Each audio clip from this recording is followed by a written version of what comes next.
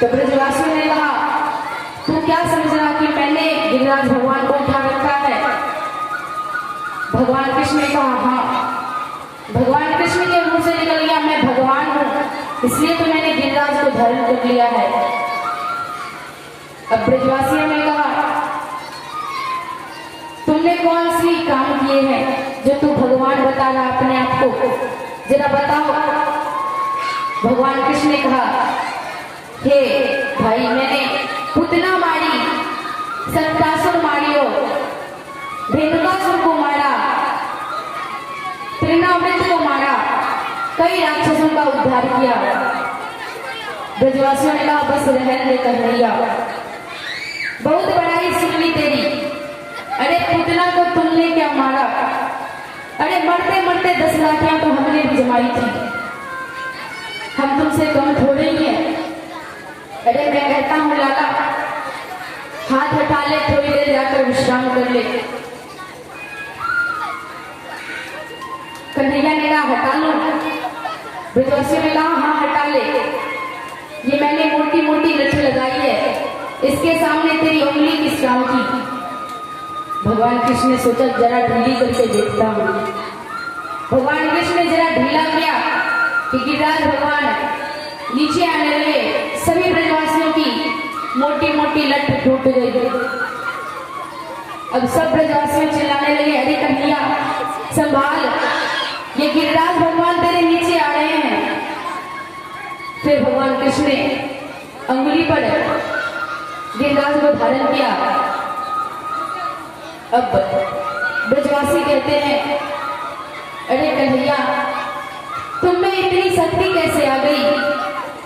तो भगवान कृष्ण कहते हैं, हे भाई,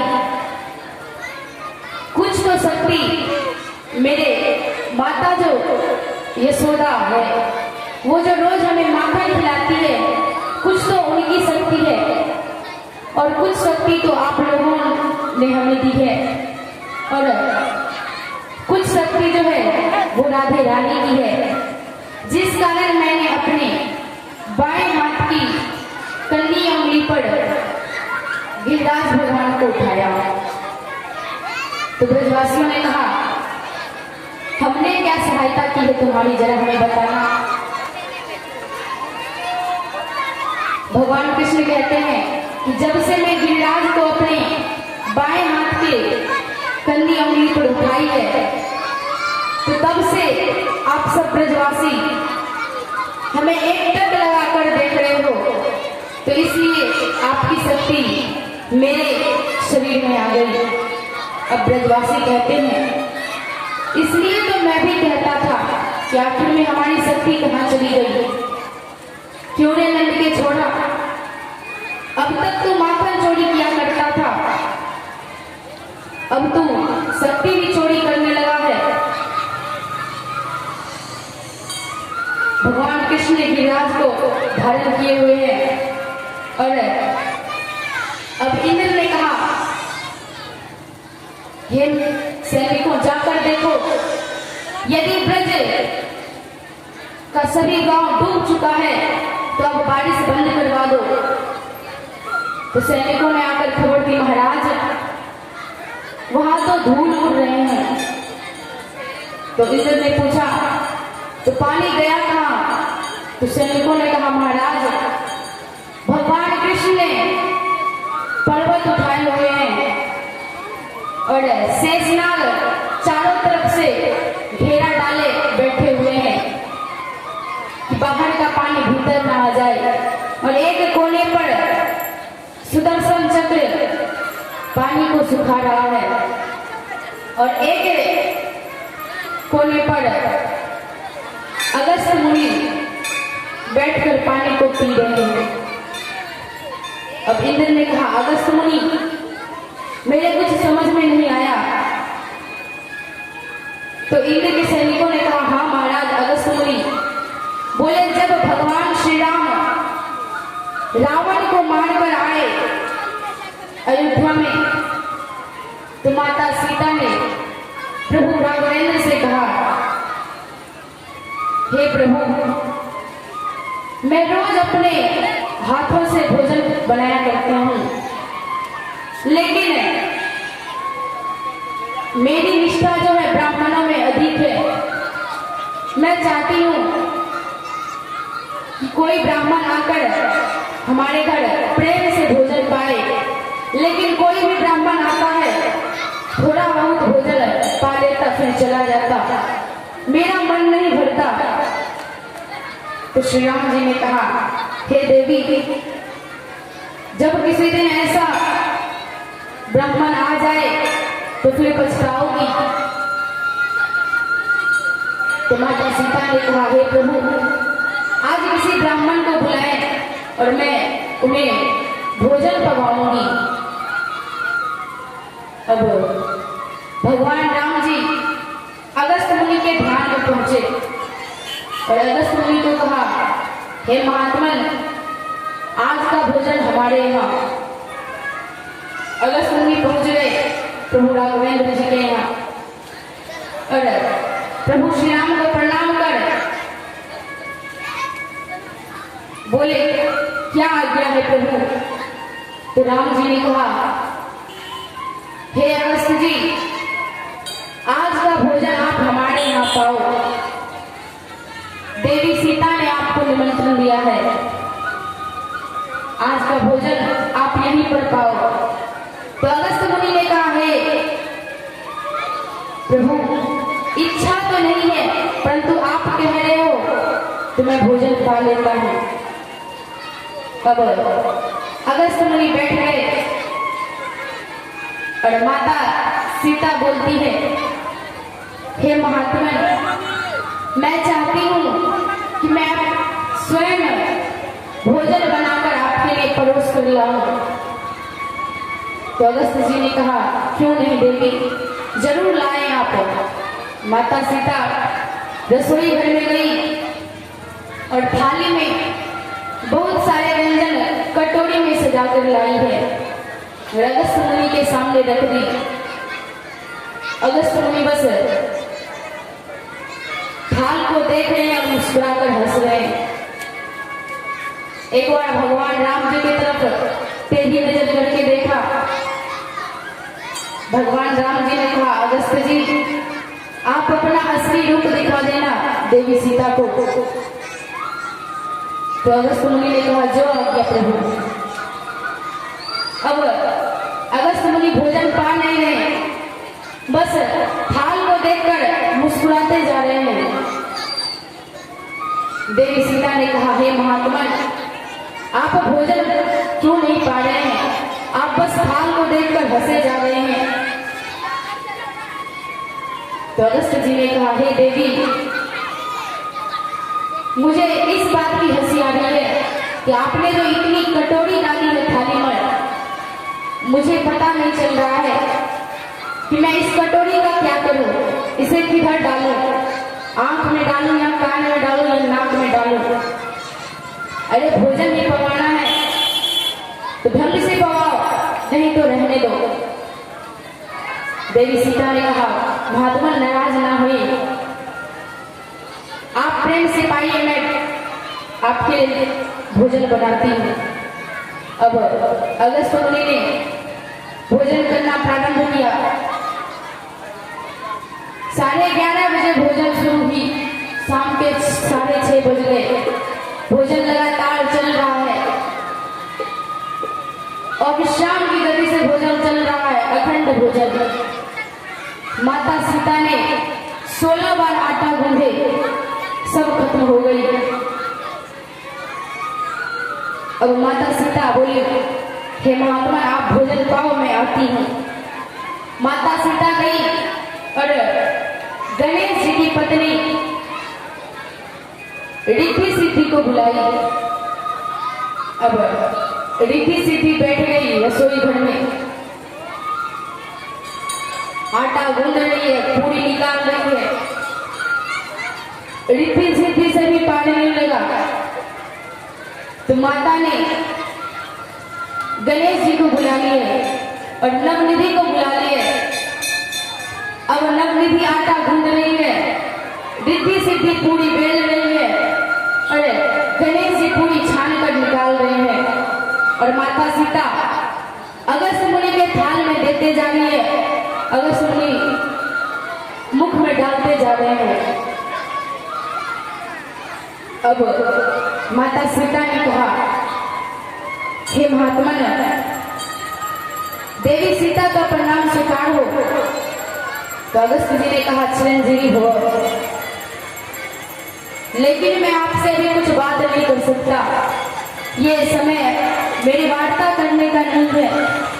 तो माता सीता ने कहा, हे प्रभु, मैं आपसे कोई बात करने नहीं आई, मैं आपको बस यह बोलने आई हूँ, यदि भोजन आधा हो जाए तो बीच में पानी भी पी लेना चाहिए। अब अगस्त्य जी कहते हैं, हे देवी, भोजन आधा होए तब तो।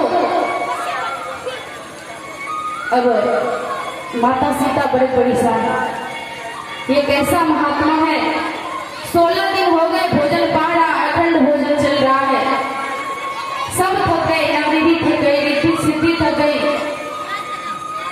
श्री गणेश जी थक गए। अब माता सीता चिंतित बैठी हैं। उधर से प्रभु श्री राम आए, बोले, क्या हुआ देवी, बड़ी परेशान लगती हैं आप। माता सीता ने कहा, प्रभु, आज के बाद आप वैसा ब्राह्मण कभी मत लाना। अरे खाने की भी कोई सीमा होती है, 16 दिन से अखंड भोजन चल रहा है, अभी तक विकार नहीं हुआ भगवान महात्मा को। मैंने कहा बीच में पानी पी ले, तो पता है उस महात्मा ने क्या कहा, बीच आए तब तो। अरे 16 दिन से भोजन कर रहे हैं, अभी बीच आया नहीं।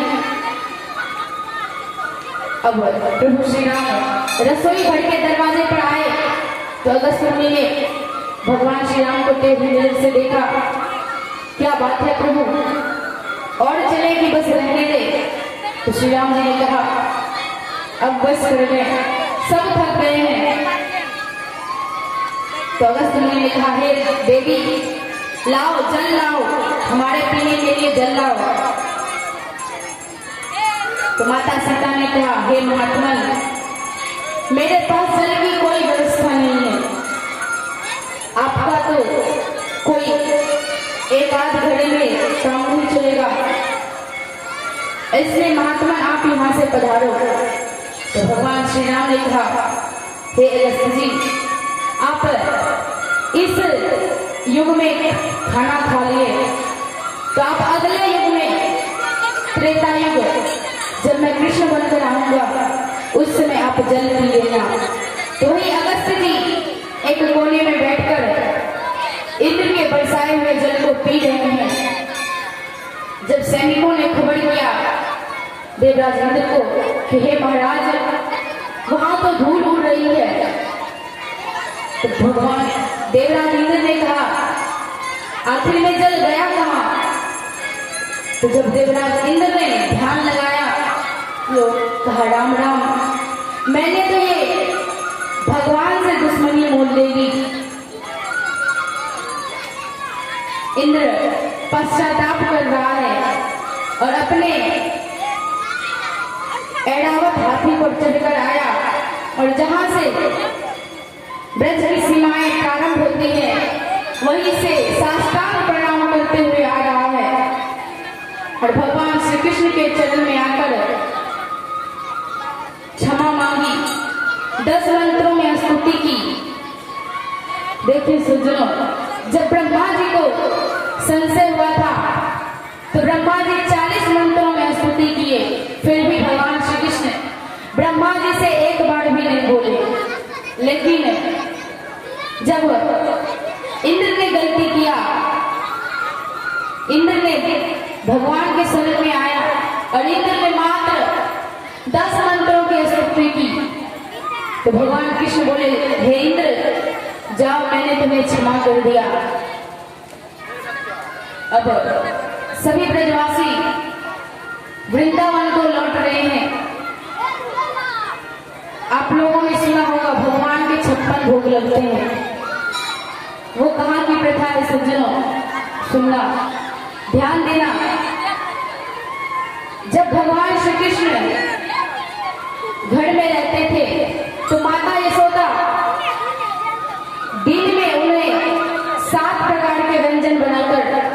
का भोग लगाती थी।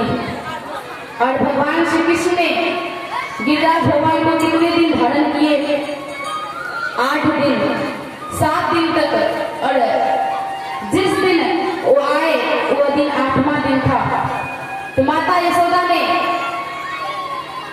उस 8वें दिन का जोड़ के और 7 प्रकार के व्यंजन तैयार किए। तो 8 सते 56, इसलिए भगवान श्री कृष्ण को 56 भोग लगा करते हैं।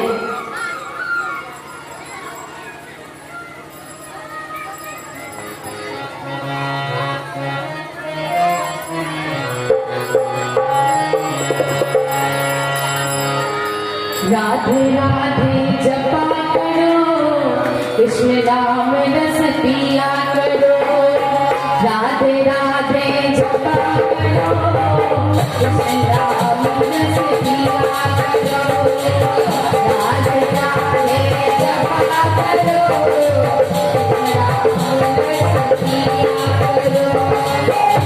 राधे राधे जपा करो, कृष्ण राम रस पिया करो। राधे राधे जपा करो, कृष्ण राम रस पिया करो। राधे राधे जपा करो, कृष्ण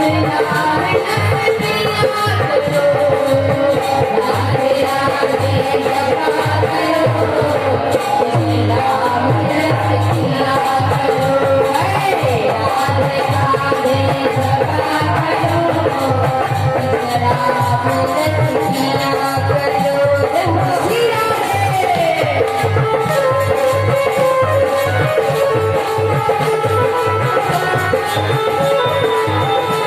कृष्ण राम रस पिया करो। राधे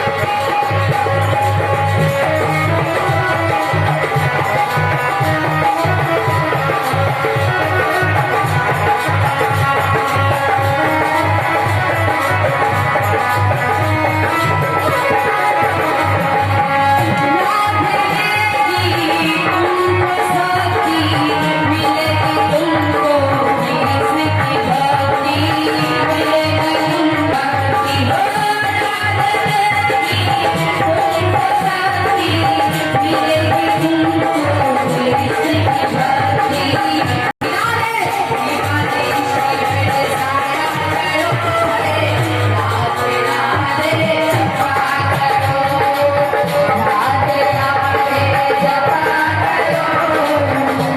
राम रस पिया करो।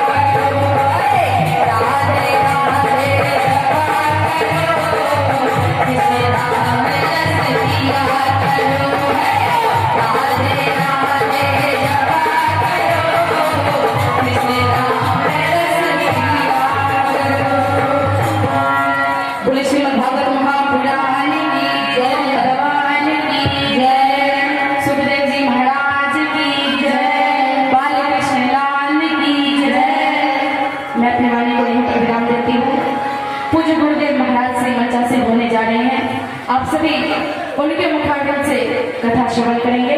जय श्री राधे, जय श्री कृष्ण। शुभेच्छा. जय श्री सीताराम.